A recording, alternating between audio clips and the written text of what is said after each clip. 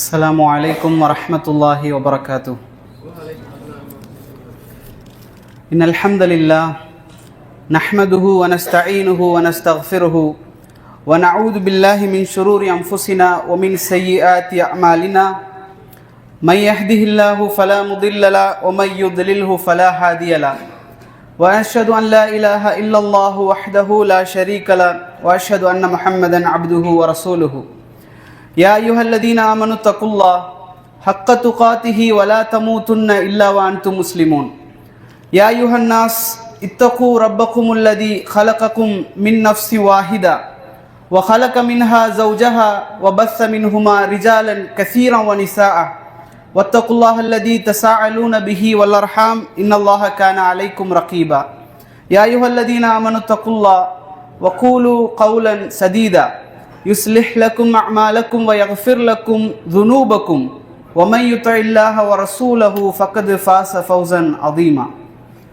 எல்லா புகழும் அகிலங்கள் அனைத்திற்கும் ஏக இறைவனாகிய தூணின்றி வான் படைத்த அல்லாஹ் ஒருவனுக்கே உரித்தானதாகும். அவனது சாந்தியும் சமாதானமும் அவனுடைய இறுதி தூதர் முஹம்மது ரசூலுல்லாஹ் ஸல்லல்லாஹு அலைஹி வஸல்லம் அவர்கள் மீதும், அவர்களை பின்பற்றி வாழ்ந்த சத்திய சஹாபாக்கள், தாபீன்கள், தபா தாபீன்கள், உலமாக்கள், நல்லோர்கள், நாம் நேசிப்பவர்கள், நம்மை நேசிப்பவர்கள் அனைவரின் மீதும் என்றென்றும் நின்று நிலவட்டுமாக. எல்லாம் வல்ல அல்லாஹ்வின் நல்லடியார்களே, இயல்பாகவே இன்றைய கால சூழலை பொறுத்தவரையிலே உலக மீடியாக்கள் முஸ்லிம்களை, முஸ்லிம் மக்களை, முஸ்லிம் சமூகத்தை நாகரீகமற்ற ஒரு கூட்டம் என்றும், மனிதநேயம் இல்லாத ஒரு கூட்டம் என்றும், இவர்கள் பயங்கரவாதிகள், இவர்கள் உலகத்தோடு ஒத்துப்போக தெரியாதவர்கள், அல்லது இவர்கள் உலகத்தில் வாழ்வதற்கே தகுதியற்றவர்கள் என்று உலக மீடியாக்கள் முஸ்லிம் சமூகத்தை சித்தரித்து கொண்டிருக்கக்கூடிய இந்த காலகட்டத்திலே நமது சமூகத்தை சார்ந்த ஒரு சிலர் செய்யக்கூடிய, உணர்ச்சி வசப்பட்டு செய்யக்கூடிய ஒரு சில தவறுகள் என்ன செய்கிறது, ஒட்டுமொத்த சமூகத்திற்கும் பாதிப்பை ஏற்படுத்துகிறது. ஒரு தரப்பு மக்கள் என்ன செய்கிறாங்க அப்படின்னு சொன்னால், இந்த பொய் பிரச்சாரம் என்ன, இஸ்லாத்துக்கு எதிரான பொய் பிரச்சாரங்களுக்கு எதிராக போராடக்கூடிய நேரத்திலே இஸ்லாமிய மார்க்கம் கற்றுத்தரக்கூடிய சத்தியத்தை, நல்ல விஷயங்களை மக்களுக்கு பரப்பக்கூடிய பணியிலே இருக்கக்கூடிய ஒரு தரப்பு முஸ்லிம் சமூகம், இது யார் இதை பாதிக்கிறார்கள் என்று சொன்னால் இன்னொரு தரப்பு மக்கள். ரெண்டு தரப்பாக பாதிக்கிறார்கள் முஸ்லிம் சமூகத்தில். ஒரு தரப்பு முஸ்லிம்கள் எப்படி இருக்கிறார்கள் என்று சொன்னால், இதுவெல்லாம் எங்கேயோ எப்படியோ யாருக்காக தான் நடக்குது, நமக்கும் இதுக்கு என்ன சம்பந்தம் என்பதாக ஒரு சில முஸ்லிம் சகோதரர்கள் இருக்கிறாங்க. இன்னொரு வகையான மக்கள் என்னன்னா, இத்திபா உர் ரசூல், அல்லாஹ்வுடைய தூதர் ஸல்லல்லாஹு அலைஹி வஸல்லம் அவர்கள் கற்றுத்தந்த முறையிலே மார்க்கத்தை மக்களுக்கு எத்தி வைக்காமலும், அல்லது உணர்ச்சி வசப்பட்டு எதையாவது ஒன்றை செய்துவிட்டு செல்வதினாலும் இரண்டு தரப்பு மக்களாலும் இந்த உழைக்கக்கூடிய மக்களுக்கு பெரிய ஒரு பாதிப்பு நாம் சந்தித்து கொண்டிருக்கக்கூடிய உலக ரீதியான மீடியாக்கள் மூலமாக சித்தரிக்கப்படக்கூடிய ஒரு விஷயம் என்பதை நாம் தெரிந்து கொள்ள வேண்டும். அப்போ மீடியாக்கள் முஸ்லிம்களிடத்தில் எதிர்பார்ப்பது என்ன அப்படின்னு சொன்னா, ஒரு பதற்றத்தை முஸ்லிம்களுக்கு மத்தியில் ஏற்படுத்த வேண்டும், ஒரு பயத்தை ஏற்படுத்த வேண்டும். ஒரு பதற்றத்தை ஏற்படுத்திவிட்டால் அவர்கள் ஏதாவது பொங்கி ஏதாவது செய்வாங்க, ஏதாவது எழுதுவாங்க, இதன் மூலம் ஒரு ஆதாயத்தை நாம் பார்க்கலாம் என்பதுதான் மீடியாக்களுடைய நோக்கம். அப்போ அந்த காலகட்டத்திலே ஒரு முஸ்லீம் எப்படி இருக்கணும் அல்லாஹ் சொல்லி காட்டுகின்றான். அல்லாஹ்வுடைய தூதர் ஸல்லல்லாஹு அலைஹி வஸல்லம் அவர்கள் நிறைய இடங்கள்ல நமக்கு சொல்லி காட்டுறாங்க. அல்லாஹ் சொல்றான், வலா தஹீனு வலா தஹ்ஸனு வ அன்துமுல் அஅலௌன இன் குன்தும் முஃமினீன். நீங்கள் கவலைப்பட வேண்டாம், நீங்கள் தளர்வடைய வேண்டாம், நீங்கள் பயப்பட வேண்டாம். அல்லாஹ் சொல்கின்றான், என்ன சொல்கின்றான், வ அன்துமுல் அஅலௌன, நீங்கள் தான் உயர்ந்த சமுதாயம், கண்ணியத்திற்குரிய சமுதாயம் நீங்கள் தான் அப்படின்னு அல்லாஹ் சொல்லிட்டு தொடர்ச்சியாக என்ன சொல்றான், இன் குன்தும் முஃமினீன், நீங்கள் முஃமின்களாக வாழ்ந்தால் நீங்கள் உயர்ந்த சமூகம். அப்ப நாம இன்றைக்கு கண்ணியத்துக்குரிய சமூகமாக இல்லாமல் ஒரு தரம் தாழ்த்தப்பட்ட ஒரு சமூகமாக இருக்கிறோம் என்று சொன்னால் நாம் அந்த முஃமின்கள் என்று அல்லாஹ் சொல்லக்கூடிய அந்த பட்டியலில் இல்லை என்பதை நாம் உணர்ந்து கொள்ள வேண்டும். ஏன் அப்படின்னு சொன்னால், நம்ம சமூகத்தை இன்றைக்கு நாம் எடுத்து பார்த்தோம் என்று சொன்னால், முஸ்லிம் என்றால் யார், முஃமின் என்றால் யார்? அவன் பொய் சொல்ல மாட்டான், அவன் அண்டை வீட்டாரோடு நல்ல முறையில் நடந்து கொள்வான், அவன் போதை வஸ்துக்களுக்கு ஆளாக இருக்க மாட்டான், பெண்களுக்கு பின்னால் செல்ல மாட்டான். முன்னால் தான் பெண்களுக்கு பின்னால் நடந்து செல்றது. இன்றைக்கு அப்படி இல்லை. மீடியாக்கள்ல யாரையாச்சும் ஃபாலோங்கிற ஒரு பட்டனை கிளிக் பண்ணாலே என்னதான், பெண்ணுக்கு பின்னால செல்றது தான். போதைக்கு அடிமைப்பட்ட சகோதரர்களாக இருக்கிறோம். இன்றைக்கு எந்த அளவுக்கு மாறிவிட்டது என்று சொன்னால், ஒரு காலத்தில் உருசுகள், கந்தூரிகள் போன்ற அனாச்சாரங்களுக்கு மத்தியிலே சகோதரர்கள் என்ன செய்வாங்க, இந்த போதை வஸ்துக்கு அடிமையாகிறது, சாராயம் அருந்துறது போன்ற விஷயங்கள்ல ஈடுபடுறாங்க. வல்லாஹி சும்மா வல்லாஹி, இன்றைக்கு ஈதுடைய தினங்களிலே, 2 ஈதுடைய தினங்களிலே, நோன்பு பெருநாளுடைய இரவிலும் ஹஜ்ஜு பெருநாள்களுடைய இரவிலும் கூட நம் சகோதரர்கள் என்ன செய்யறாங்க, 4 காலில் நடந்து போறாங்க. போதைக்கு அடிமையாகி 4 காலில் செல்லக்கூடிய சமூகமாக ஒரு முஸ்லிம் சமூகம் இந்த அளவுக்கு மாறிக்கொண்டு வருகிறது என்று சொன்னால் என்ன சொல்வது? இதே சகோதரன், அதுல என்ன ஆச்சரியம் என்று சொன்னால், அதே சகோதரன் இரவிலே எப்படி 4 காலில் நடந்தானோ அதே சகோதரன் மறுநாள் காலையிலே, வல்லாஹி நான் கண்டது, அதே சகோதரன் ஸ்டேட்டஸ் வைக்கிறான், என்ன, பலஸ்தீன் யா ரப், யா அல்லாஹ் எங்கள் சகோதரர்களை பாதுகாத்து விடு, எங்களுடைய துவாக்களை ஏற்றுக்கொள் அப்படின்னு துவா செய்கிறான். அப்போ இதுல என்ன பிரயோஜனம்? அவர்களுடைய இரக்கத்தையோ அவர்களுடைய துஆக்களையோ அவர்களுடைய வருத்தத்தையோ நாம குறை சொல்லவே இல்லை. ஆனால் என்ன பிரயோஜனம்? அல்லாஹ்வுடைய தூதர் ஸல்லல்லாஹு அலைஹி வஸல்லம் அவங்க சொன்னாங்க, எ டைம் வில் கம், ஒரு நேரம் வரும், ஒரு காலம் வரும், உங்களுடைய துஆக்கள் உங்களுடைய வீட்டு கூரையை கூட தாண்டாது. ஏன் இந்த நிலைமை? முஃமின்களாக முஃமின்கள் வாழாததுதான் இதனுடைய காரணம். என்ன? முதலாவது சோர்வு, மார்க்கத்தை பற்றிய சோர்வு நிலை, உலகத்தை பற்றிய ஆசை, உலகத்தின் மேலுள்ள மோகம் என்ன செய்து விட்டது என்று சொன்னால், மனிதர்களை மரணத்தை மறந்த மனிதனாக, மரணத்தை யாரும் மறுக்கவில்லை. முஸ்லிம்களில் யாருமே, முஸ்லிம்கள் அல்ல, நான் முஸ்லிம்ஸ் கூட மரணத்தை யாரும் மறுக்கவில்லை. எல்லோரும் மௌத்தாய் தான் போகுங்கிறத தெளிவா தெரிஞ்சு வச்சிருக்கிறோம். ஆனா முஸ்லிம்கள் என்ன செய்து விட்டோம்? மரணத்தை மறந்து விட்டோம்.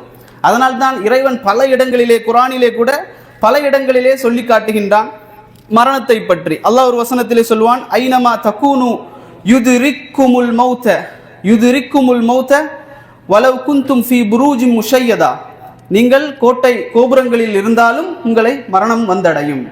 யாராவது சொன்னோமா நாங்கள் அங்கே ஒளிஞ்சு கொண்டா மரணம் எங்களை வந்தடையாதுன்னு யாராவது சொன்னோமா? இல்லை. ஆனாலும் அல்லாஹ் திரும்ப திரும்ப சொல்லி காட்டுகின்றான், உங்களை மரணம் வந்தடையும், உங்களை மரணம் வந்தடையும். அல்லாஹ் எந்த அளவுக்கு சொல்றான் அப்படின்னு சொன்னா, மரணத்தை மறுக்கக்கூடிய ஒரு மனிதன் எப்படி பேசுவானோ அதற்கு ஒரு மாற்று கருத்து அல்லாஹ் சொல்றான். எப்படி சொல்றான்? அவ்வாறல்ல, கல்லா இதா பலகதி தராக்கிய வக்கீல மன்ராக். அல்லாஹ் சொல்றான், அப்படி அல்ல. தொண்டை குழி, தராக், தொண்டை குழியை மரணம் வந்து அடையக்கூடிய நேரத்திலே அல்லாஹ் கேட்கின்றான், வக்கீல மன்ராக், ஓதி பார்ப்போர் எங்கேன்னு கேட்கிறான். அல்லாஹ் சவால் விடக்கூடிய ஒரு வசனம், அல்லாஹ் சவால் விடக்கூடிய ஒரு வசனம். அல்லாஹ் கேட்கின்றான், இதை தடுக்கக்கூடியவர் யாருன்னு கேட்கிறான். இதை தடுக்கக்கூடியவர் யார்?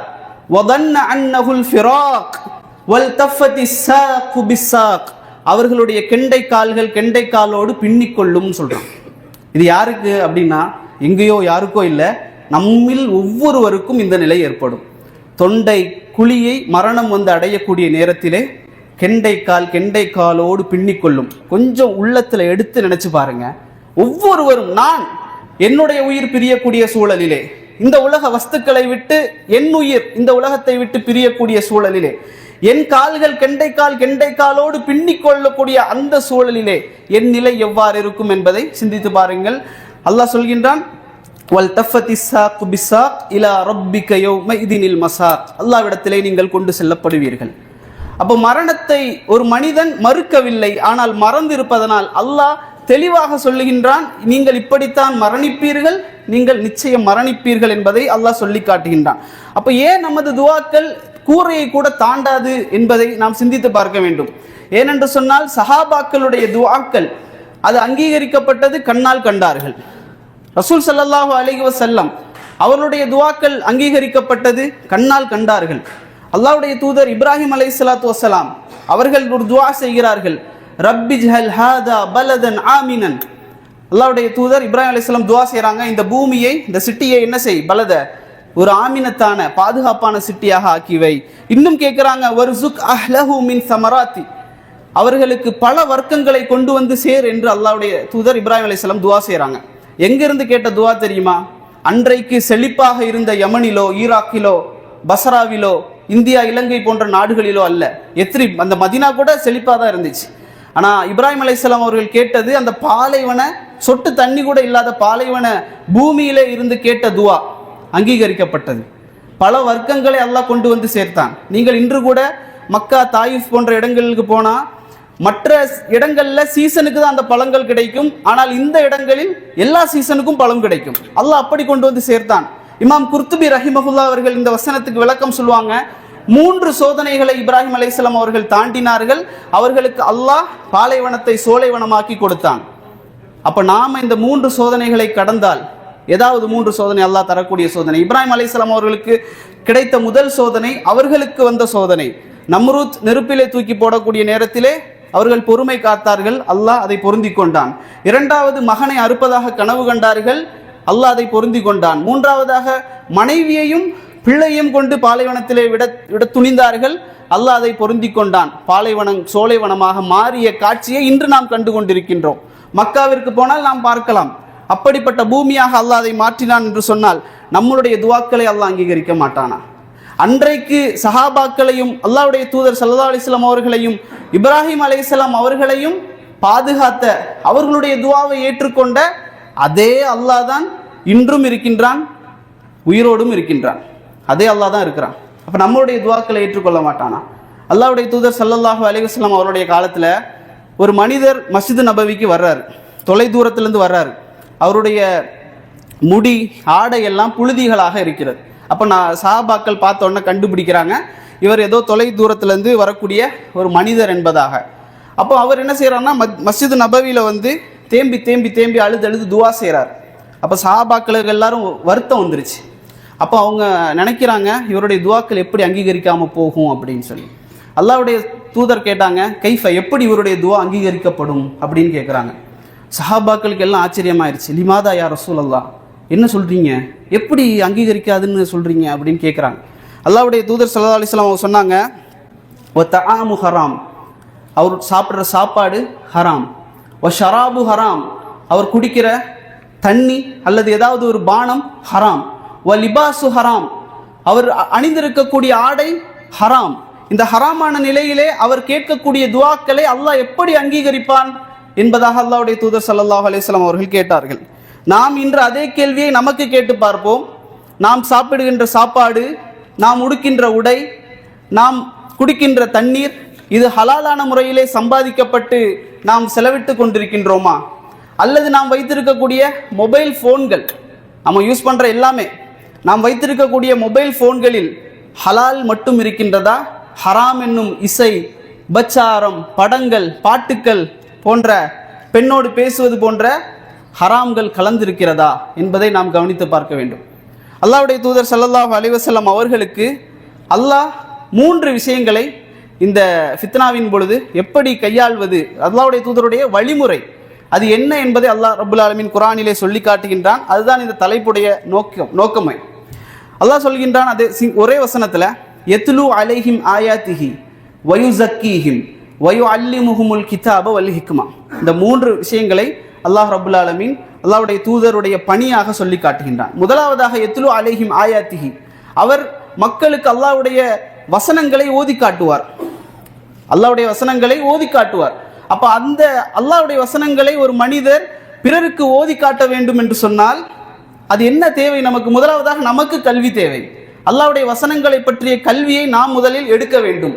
அடுத்ததாக அதை பிறருக்கு சொல்வது, அல்லாஹ்வின் பக்கம் மக்களை அழைப்பது, இதுதான் தாவா. அல்லாஹ்வின் பக்கம் மக்களை அழைப்பது என்று சொன்னால் அது யாரின் மீது கடமை? ஆலிம்களுக்கும் தாயிகளுக்கும் மட்டுமல்ல, முஸ்லிம்களாக பிறந்த ஒவ்வொருவருக்கும் கடமை. தெரிந்த விஷயத்தை பிறருக்கு சொல்லிக் கொடுப்பது. நம்ம தெரிஞ்ச விஷயத்தை பிள்ளைங்களுக்கு, நம்ம பெற்ற பிள்ளைங்களுக்கு அவனுக்கு திக்ருகளை சொல்லிக் கொடுக்கறது, சாப்பிடும்போது என்ன செய்யறது, பாத்ரூம் போகும்போது என்ன துவா, வெளியே வரும்போது என்ன துவா, பள்ளிவாசலுக்கு போகும்போது என்ன துவா, இதையெல்லாம் கற்றுக் கொடுப்பது. அதே போல் மனைவியோடு நாம் எத்தனை பேர் மார்க்க விஷயத்தை ஷேர் பண்ணுறோம்? பயான்களுக்கு போகின்றோம் அல்ஹம்துலில்லாஹ், ஜும்மாவுக்கு போகின்றோம் அல்ஹம்துலில்லாஹ், ஏதாவது யூடியூப்பில் பயான்களை கேட்குறோம்.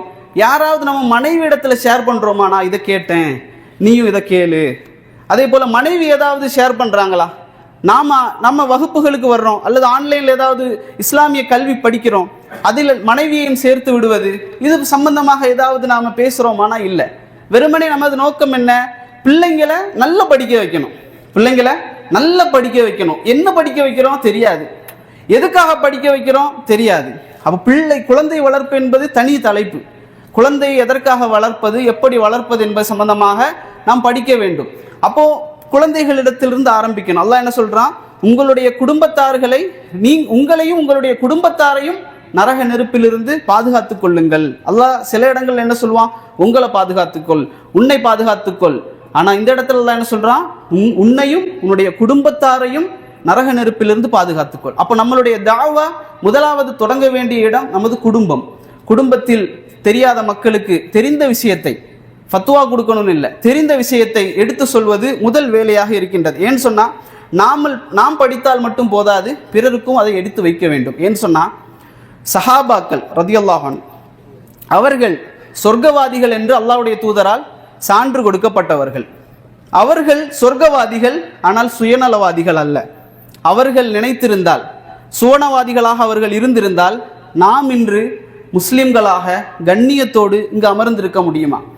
சஹாபாக்கள் சுயநலவாதிகளாக இருந்திருந்தால். அபூ ஹுரைரா ரலியல்லாஹு அன்ஹு அவர்கள் ஹிஜ்ரி 7 இஸ்லாத்திற்கு வருகிறார்கள். ஹிஜ்ரி 7. ஹிஜ்ரி 11 அல்லாஹ்வுடைய தூதர் ஸல்லல்லாஹு அலைஹி வஸல்லம் உடைய மரணம். 4 வருடம் இஸ்லாத்தில் இருக்கிறார்கள். இந்த 4 வருடத்தில் அவர்கள் அறிவித்த ஹதீஸ்கள் 5300க்கும் மேலே, சொச்சம் 5300க்கும் மேல் ஹதீஸ்களை அறிவிக்கிறார்கள். வேலைக்கு போகல, சாப்பாடு கிடையாது, பசி கொடுமையினால் அபூ ஹுரைரா ரலியல்லாஹு அன்ஹு அவர்களே சொல்வார்கள், பசி கொடுமை தாங்காமல் நான் என்ன செய்வேன், தரையில் கிடந்து உருண்டு கொண்டிருப்பேன். மற்ற மனிதர்கள் நினைப்பார்கள் நான் பைத்தியம் என்று நினைப்பார்கள். அவர்கள் என் மீது ஏறி மிதித்து கொண்டு செல்வார்கள். அபூ ஹுரைரா ரலியல்லாஹு அன்ஹு அவர்கள் சொல்றாங்க, 5300க்கும் மேற்பட்ட ஹதீஸ்களை அறிவித்த மிகச் சிறந்த ஒரு சஹாபி. அவர்கள் சொல்கிறார்கள், நீங்கள் பார்க்கலாம், முஸ்அப் இப்னு உமைர் முதல் அழைப்பாளர், புத்தகம் கூட இருக்கு தமிழ்ல, முதல் அழைப்பாளர் முஸ்அப். அந்த சஹாபி முதல் அழைப்பாளர் ஏன் தெரியுமா? அவரை தான் அல்லாஹ்வுடைய தூதர் மதீனாவுக்கு அனுப்புனாங்க, போய் தாவா செய்யுங்க என்பதாக. அப்போ அந்த சஹாபியுடைய வரலாறை நீங்கள் படித்தால் சுப்ஹானல்லாஹ் கண்ணீர் வராமல் இருக்காது. அவர்கள் அணியக்கூடிய ஆடை உயர்தர ஆடை, அவர்கள் பூசக்கூடிய நறுமணம் அன்றைய காலத்திலே விலை உயர்ந்த மிக உயர்வான ஒரு பெர்ஃப்யூம் தான் அவங்க அணிவாங்க. அவர்கள் ஒரு கடை வீதியிலே நடந்து சென்றால் அவர் போனதற்கு பிறகும் பல மணி நேரம் கழித்து அந்த கடை வீதியை தாண்டக்கூடியவர் சொல்வார், முஸ்அப் கடந்து சென்றிருக்கிறார் என்பதாக. அப்படிப்பட்ட சஹாபி இஸ்லாத்திற்கு வந்ததற்கு பிறகு, அவர்கள் இஸ்லாமிய பிரச்சாரம் செய்ததற்கு பிறகு, அவர்களை அடக்கம் செய்யக்கூடிய நேரத்திலே அல்லாஹ்வுடைய தூதர் ஸல்லல்லாஹு அலைஹி வஸல்லம் இருக்கிறாங்க. அவர்களுக்கு காலை மூடினால் தலை தெரிகிறது, தலையை மூடினால் கால் தெரிகிறது, உடுத்துவதற்கு ஆடை கூட இல்லை அந்த சஹாபிக்கு. அப்படி வாழ்ந்த அந்த சஹாபாக்கள் அந்த ரசூல் ஸல்லல்லாஹு அலைஹி வஸல்லம் மஜ்லிஸிலே பயான் கேட்கக்கூடிய நேரத்திலே அப்படி அசையாமலே இருப்பாங்களாம். ஏன் அப்படின்னா, ஒன்று அல்லாஹ்வுடைய தூதருடைய பயானுடைய தாக்கம் அப்படி, இரண்டாவது அசைந்தால் அவுரத் வெளிப்பட்டு விடுமோ என்று பயப்படுவார்கள் சஹாபாக்கள். அப்படி அந்த சஹாபாக்களுக்கு அன்றைக்கு ஈமான் இருந்தது, ஆடைகள் இல்லை. ஆனால் இன்று நமக்கு கந்தூரா என்ன, தொப்பி என்ன, வாட்ச் என்ன, செல்போன் என்ன, எல்லாமே இருக்குது. சின்ன ஒரு ஓட்டை வந்தால் என்ன செய்வோம், வீசிக்கிட்டு இன்னொரு புதிய ஆடை வாங்கக்கூடிய அளவுக்கு வசதிகள் இருக்கிறது. ஆனால் ஈமான் நமது உள்ளத்திலே இல்லை என்பதை நாம் விளங்கிக் கொள்ள வேண்டும். அப்போ இதை முதலாவதாக எதற்காக என்றால், நாம் முதலில் கல்வியை, இஸ்லாமிய மார்க்கத்தினுடைய அடிப்படை கல்வியை கற்றுவிட்டு தெரிந்த விஷயத்தை குடும்பத்திலிருந்து ஆரம்பித்து பிறருக்கு சொல்ல ஆரம்பிக்க வேண்டும் என்பதற்காகத்தான். இரண்டாவதாக வயுஸக்கீஹிம், அல்லாஹ்வுடைய தூதர் சொல்றாங்க, அவர்கள் தஸ்கியா செய்வார்கள். நமக்கு நாமே சுய பரிசோதனை செய்து கொள்ள வேண்டும். தொழுகை நாம தொழுகிறோம், அப்படிதானே? நன்மை, தொழுகை என்பது நன்மை, நல்ல காரியம். தொழுது முடித்த பிறகு என்ன செய்கிறோம்? அஸ்தக்ஃபிருல்லா சொல்றோம். எதுக்கு? பாவம் செஞ்சுட்டு அஸ்தக்ஃபிருல்லா சொல்றோமா? இல்லை, நன்மை செய்து விட்டு அஸ்தக்ஃபிருல்லா சொல்றோம். ஏன்? நான் செஞ்சுட்டேங்கிற பெருமை நமக்கு வந்து விடக்கூடாது. அல்லாஹ்வுடைய தூதர் ஸல்லல்லாஹு அலைஹி வஸல்லம் அவர்கள் ஃபத்ஹ் மக்காவுடைய வெற்றினா சாதாரண ஒரு வெற்றி அல்ல, மிகப்பெரிய ஒரு வெற்றி. அந்த வெற்றியின் போது அல்லாஹ்வுடைய தூதர் ஸல்லல்லாஹு அலைஹி வஸல்லம் அவர்கள் மக்காவிற்குள் நுழையக்கூடிய நேரத்திலே அல்லாஹ் வசனங்களை இறக்குகின்றான். இதா ஜாஅ நஸ்ருல்லாஹி வல் ஃபத்ஹ், நமக்கு எல்லாம் தெரிஞ்சது தானே. இதா ஜாஅ நஸ்ருல்லாஹி வல் ஃபத்ஹ் வரைத்தன் நாஸ யதுகுலூன ஃபீ தீனில்லாஹி அஃப்வாஜா, மக்கள் கூட்டம் கூட்டமாக இஸ்லாத்திற்குள் நுழைவதை நபியை நீங்கள் கண்டால், அல்லாஹ் என்ன சொல்றான், இதா ஜா நஸ்ருல்லாஹி வல் ஃபத்ஹ், அல்லாஹ்வுடைய உதவியும் வெற்றியும் வருவதை நீங்கள் கண்டால். இரண்டாவது, இதா ஜா நஸ்ருல்லாஹி வல் ஃபத்ஹ் வராய்த அன்னாஸ யதுகுலூன ஃபீ தீனில்லாஹி அஃப்வாஜா, மனிதர்கள் கூட்டம் கூட்டமாக இஸ்லாத்தின் பக்கம் வருவதை நீங்கள் கண்டால் நபியே என்ன செய்ய சொல்றான், என்ன செய்ய சொல்றான்? அடுத்த வசனம், ஃபஸப்பிஹ் பிஹம்தி ரப்பிக வஸ்தக்ஃபிர், தௌபா செய்யுங்க, அல்லாஹுவை புகழுங்கள் என்று சொல்றான். ஏன் தெரியுமா? பெருமை வந்து விடக்கூடாது. என்னால் அல்ல இது அல்லாஹ் தந்தது என்பதை நாம் நம்ம உள்ளத்துல தஸ்கியா செய்யணும். பிறரை பற்றியே பேசி பழகிய நாம், பிறருடைய குறைகளை மட்டுமே கண்டு கொண்டிருக்கக்கூடிய நாம் என்னெல்லாம் தவறு செய்தோம் அப்படிங்கிறத பார்க்கணும். ஏன்னு சொன்னா, ஒரு சஹாபி இருந்தாரு, ஹன்தலா ரலியல்லாஹு அன்ஹு அவர்கள். ரோட்டில் நடந்து போயிட்டு இருக்கிறார் ஹன்தலா ரலியல்லாஹு அன்ஹு அவர்கள். வீதியிலே நடந்து போகும்போது அபூ ஹுரைரா ரலியல்லாஹு அன்ஹு அவர்கள் கிராஸ் பண்றாங்க. அப்போ நம்ம எல்லாரும் கேட்குற மாதிரி அபூ ஹுரைரா ரலியல்லாஹு அன்ஹு கேட்குறாங்க, கைஃப ஹாலக், எப்படி இருக்கிறீங்க ஹன்தலா அப்படின்னு. ஹன்தலா ரலியல்லாஹு அன்ஹு சொல்றாங்க, ஹன்தலா ரலியல்லாஹு சொல்றாங்க, நாஃபக ஹன்தலா முனாஃபிக் ஆயிட்டான் அப்படின்றாங்க. சஹாபி, சரியா? நாஃபக ஹன்தலா முனாஃபிக் ஆயிட்டான். அபூபக்கர் ரலியல்லாஹு கேட்குறாங்க, என்ன சொல்றீங்க, எதனால அப்படின்னு. அப்போ ஹன்தலா ரலியல்லாஹு சொல்றாங்க, நான் அல்லாஹ்வுடைய தூதர் ஸல்லல்லாஹு அலைஹி வஸல்லம் அவர்களோடு சபையில் இருக்கக்கூடிய நேரத்தில் எனக்கு ஈமான் எல்லாம் அதிகமாக இருக்குது. இந்த உலகத்தை பற்றின விஷயங்கள் எதுவுமே என் மைண்டில் இல்லை. எப்பவுமே அல்லாஹ்வும் அல்லாஹ்வுடைய தூதரும் மறுமை கபர் நரகம் என்பது மட்டும்தான் என் நினைவில் இருக்குது. ஆனால் அதே நிலை என் வீட்டுக்கு சென்ற போது இல்லாமல் போகிவிடுகிறது.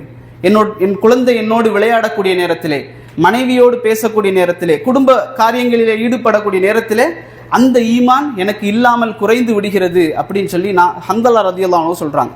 அபூபக்கர் ரலியல்லாஹு அன்ஹு என்ன சொல்லலை உடனே, நம்ம தான் சஹாபியாச்சே, சொர்க்கத்துக்கு சான்று பெற்றவங்களாச்சே, நீ இப்படி சொல்லலாமா, அதை உடுப்பா அப்படின்னு சொல்லலை அபூபக்கர் ரலியல்லாஹு அன்ஹு.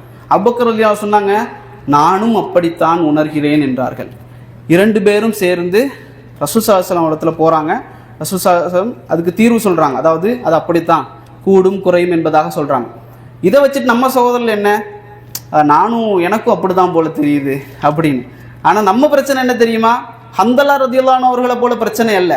நமக்கு வீட்டில் இருந்தாலும் வீட்டுடைய நினைப்பு தான், பயானுக்கு வந்தாலும் வீட்டுடைய நினைப்பு தான், அது நம்மளுடைய பிரச்சனை. அப்போ ஹன்தலா ரலியல்லாஹு அன்ஹு அவர்கள் தங்களை பற்றி எந்த அளவுக்கு அதாவது கவலைப்பட்டார்களோ, அவர்கள் தஸ்கியா செய்து கொண்டார்களோ, அதே போன்று நாம் நம்மை சுய பரிசோதனை செய்து கொள்ள வேண்டும். ஏன் அப்படின்னு சொன்னா, ஹுலிகல் இன்சான தஈஃபா, ஒவ்வொரு மனிதனும் பலகீனமாகத்தான் படைக்கப்பட்டிருக்கின்றான். நம்ம தவற விடக்கூடியவர்களாகத்தான் இருப்போம். ஆனால் நாம் நம்மை திரும்ப திரும்ப திரும்ப திரும்ப பரிசோதனை படித்து கொண்டே இருக்க வேண்டும் என்பதை நாம் தெரிந்து கொள்ள வேண்டும். ஏன் அப்படின்னு சொன்னா, அல்லாஹ்வுடைய தூதர் ஸல்லல்லாஹு அலைஹி வஸல்லம் சொன்னாங்க, ஃபித்னாவுடைய காலத்தை நீங்கள் அடைந்தால் கடல் அலை போல ஃபித்னாக்கள் உங்களை தேடி வருவதை நீங்கள் பார்க்கலாம். இன்னொரு ஹதீஸ்ல அல்லாஹ்வுடைய தூதர் ஸல்லல்லாஹு அலைஹி வஸல்லம் சொல்றாங்க, பாய் நெய்யும் பொழுது பாய் அப்படியே எடுத்து எடுத்து காட்டப்படும் அவர்கள் நெய்யக்கூடிய நேரத்தில்.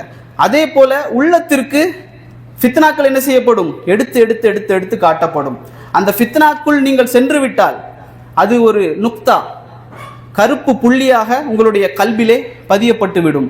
நீங்கள் ஃபித்னாக்கள் செய்ய செய்ய செய்ய புள்ளிகள் போடப்பட்டு கொண்டே இருக்கும் உங்களுடைய கல்விலே. ஒரு இசையை கேட்கும் போது, ஒரு படத்தை பார்க்கும் பொழுது, அதாவது ஹராமான எந்த விஷயத்தை செய்தாலும் ஒரு புள்ளி போடப்படும். அந்த புள்ளி அதிகமாகி அதிகமாகி கல்பு முழுக்க கருப்பு கல்பாக மாறிவிடும். அதற்கு பிறகு அந்த கல்பு செத்துவிடும். அதற்கு பிறகு உள்ளத்தில் குர்ஆனோ ஹதீஸோ எதுவுமே உள்ளத்திலே ஏறாது என்பதை நாம் தெரிந்து வைத்துக் கொள்ள வேண்டும். அப்போ ஃபித்னாவுடைய காலத்தில் அல்லாஹ்வுடைய தூதர் ஸல்லல்லாஹு அலைஹி வஸல்லம் அவர்கள் 3 விஷயங்களை முக்கியமாக கடைபிடிக்க சொன்னாங்க. முதலாவது நாவை பேணுதல். நாவை பேணுதல்னா என்ன, எங்கே போயும் எதையாவது பேசுறது, பாலிடிக்ஸ் பேசுறது, அல்லது பிறரை பற்றி பேசுவது, அல்லது ஃபேஸ்புக் இன்ஸ்டாகிராம் போன்ற வலைத்தளங்களிலே ஏதாவது செய்தி வந்தால் உடனே அதற்கு ஏதாவது ரியாக்ட் பண்ணுறது, போதிய அறிவில்லாமல் எதையாவது ஒன்றை பேசிக்கொண்டே இருப்பதை முதலாவதாக நாம் நிறுத்தி கொள்ள வேண்டும். இது முதலாவது கடமையாக இருக்கிறது. இரண்டாவது, உன் நிலையை நினைத்து நீ அழு என்றார்கள். உன் நிலையை நினைத்து நீ அழு. நாம் முதலாவதாக சொன்ன அதே தலைப்பு தான், தஸ்கியா செய்து கொள்வது. நமக்கெல்லாம் தெரிந்த 2 பேர், உமர் இப்னு அப்துல் அசீஸ் ரஹிமஹுல்லா, ஹசன் அல் பஸ்ரி ரஹிமஹுல்லா அவர்கள் என்ன சொல்லுவாங்களாம், நரகம் எனக்காகத்தான் படைக்கப்பட்டிருக்கிறதோ அப்படின்னு சொல்லி அவங்க நினைப்பாங்களாம். இதைவிட மிக சிறந்த ஒரு உதாரணம், உமர் ரலியல்லாஹு அன்ஹு அவர்கள். உமர் ரலியல்லாஹு அன்ஹு யாருக்கா தெரியாம இருக்குமா? எல்லாருக்கும் தெரிந்த மிகப்பெரிய ஒரு சஹாபி. அவர் என்ன செய்யறார், ஒரு நாள் ஹுதைஃபா ரலியல்லாஹு அன்ஹு அவர்கள், ஹுதைஃபத் இப்னு யமான் ரலியல்லாஹு அன்ஹு அவர்கள், அவர்களிடத்தில் அல்லாஹ்வுடைய தூதர் ஒரு லிஸ்ட் கொடுத்து வச்சிருந்தாங்க. என்ன லிஸ்ட்னா, முனாஃபிக்குகளுடைய லிஸ்ட், நயவஞ்சகர்களுடைய லிஸ்ட்டை அல்லாஹ்வுடைய தூதர் ஹுதைஃபா ரலியல்லாஹு அன்ஹு இடத்துல கொடுத்து வச்சிருந்தாங்க. உமர் ரலியல்லாஹு என்ன செய்யறாங்க, எவ்வளவு பெரிய சஹாபி, அல்லாஹ்வுடைய தூதர் ஸல்லல்லாஹு அலைஹி வஸல்லம் சொன்னாங்க சில இடங்கள்ல, உமரே உன்னுடைய நாவிலிருந்து அல்லாஹ் பேசுகின்றான் அப்படின்னு சொன்னாங்க. இன்னொரு இடத்துல சொன்னாங்க, உமரே நீ ஒரு வழியாக சென்றால் ஷைத்தான் இன்னொரு வழியாக செல்றான் அப்படின்னாங்க. அப்படிப்பட்ட உமர் ஹுதைஃபா ரலியல்லாஹு அன்ஹு இடத்துல போய் கேட்குறாங்க, ஹுதைஃபா நான் உங்ககிட்ட ஒன்று கேட்பேன், நீங்கள் அதுக்கு உண்மையை மட்டும்தான் சொல்லணும்னு சொல்லுங்க. சரி சொல்கிறேன் அப்படின்னாங்க. உமர் ரலியல்லாஹு அன்ஹு ஒருத்தர் கேட்குறாங்க, ஹுதைஃபா அல்லாஹ்வுடைய தூதர் ஸல்லல்லாஹு அலைஹி வஸல்லம் அவங்க உங்ககிட்ட ஒரு முனாஃபிக்குகளுடைய லிஸ்ட் ஒன்று கொடுத்து வச்சுருந்தாங்கல்ல, அந்த லிஸ்ட்டில் என் பேர் இருக்குதான்னு கொஞ்சம் பார்த்து சொல்லு அப்படின்றாங்க. சுப்ஹானல்லாஹ். எப்படிப்பட்ட சஹாபாக்கள், அவர்கள் தங்களை ஒரு முனாஃபிக்கோ என்பதாக நினைத்தார்கள். நம்ம முதல்ல பார்த்தோம் நாஃபக ஹந்தலா ரலியல்லாஹு அன்ஹு அவர்கள் அப்படித்தான் நினைத்தாங்க. உமர் ரலியல்லாஹு அன்ஹு அவர்கள் அப்படித்தான் நினைத்தார்கள். ஆனால் நாம் இன்று என்ன தவறு செய்து விட்டோம் சொர்க்கத்துக்கு செல்லாமல் இருப்பதற்கு என்பதாக நாம் நினைக்கின்றோம். இந்த நிலையை நாம் மாற்றிக்கொள்ளணும். அடுத்ததாக அல்லாஹ்வுடைய தூதர் ஸல்லல்லாஹு அலைஹி வஸல்லம் சொன்னாங்க, உன்னுடைய வீடு உனக்கு விசாலமாகட்டும்.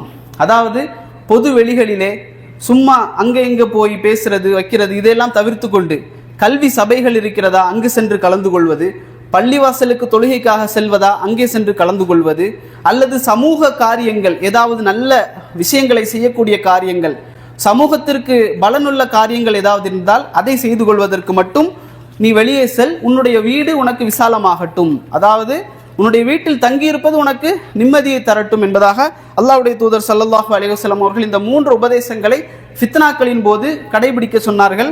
அடுத்ததாக அந்த குர்ஆன் வசனம் நான் சொன்னதுதான், யத்லு அலைஹிம் ஆயாத்திஹி வயுஸக்கீஹிம்.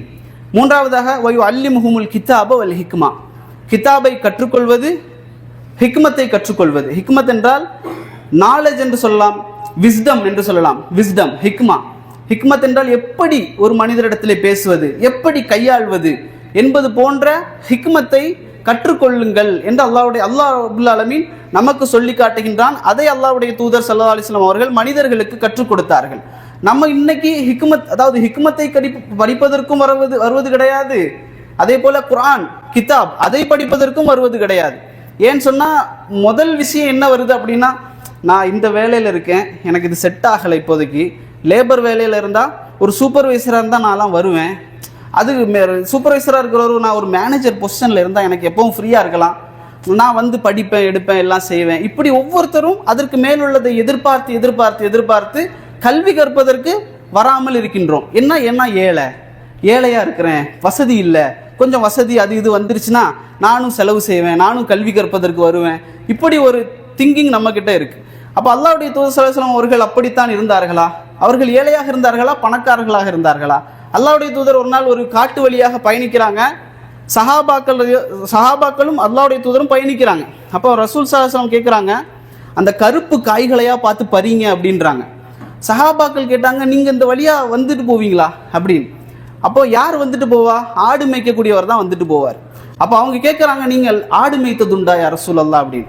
அல்லாஹ்வுடைய தூதர் ஸல்லல்லாஹு அலைஹி வஸல்லம், ஆமாம் நான் ஆடு மேய்த்திருக்கிறேன், எல்லா நபிமார்களும் ஆடு மேய்த்திருக்கிறார்கள் அப்படின்னு சொன்னாங்க. ரசூல் ஸல்லல்லாஹு அலைஹி வஸல்லம் அவர்கள் ஏழையாகத்தான் இருந்தார்கள். அப்துல்லா இப்னு அம்ர் இப்னு ஆஸ் ரலியல்லாஹு அன்ஹு இடத்துல ஒரு முஹாஜிர் கேட்குறாரு, இந்த ஏழைகள் சம்பந்தமாக அல்லாஹ்வுடைய தூதர் நிறைய செய்தி சொல்லியிருப்பாங்க. சொர்க்கத்தில் அதிகமாக ஏழையை கண்டேன், மறுமை நாளில் சீக்கிரமாக சொர்க்கத்துக்கு செல்லக்கூடியவங்க ஏழைகள் தான், இப்படின்லாம் சொல்றாங்களே, இந்த ஏழைகள் லிஸ்ட்ல நாங்கள்லாம் வருவோமா அப்படின்னு சொல்லி ஒரு முஹாஜிர் கேட்கிறாரு அப்துல்லா இப்னு அம்ர் இப்னு ஆஸ் ரலியல்லாஹு அன்ஹு இடத்துல. அப்துல்லா இப்னு அம்ர் இப்னு ஆஸ் ரலியல்லாஹு அன்ஹு கேட்குறாங்க, திரும்பி கேட்குறாங்க, உங்களுக்கு வீடு இருக்குதான்னு கேட்குறாங்க. அவர் ஆமான்றார். ரெண்டாவது, உங்களுக்கு மனைவி இருக்கிறாங்களா?